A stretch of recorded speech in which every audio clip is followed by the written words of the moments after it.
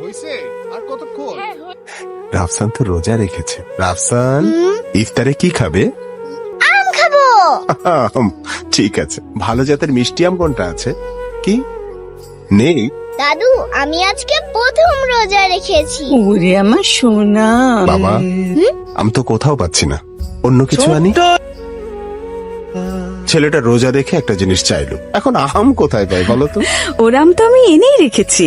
আমি তো আজকে চিকেন ফ্রাই দিয়ে ইফতারি করবো। তুমি? আমাদের সময় তোর দাদুর ইফতারিতে তার ফল ছাড়া চলতোই না। তাজা আম, কমলা, আঙ্গুর নিয়ে এসে নিজেই জুস বানাতো। আহা, তাজা ফলের সে কি স্বাদ! এখন তো সেসব গল্পই রে দাদু। তোরা কি বুঝবি? সময় আছে নাকি তোদের?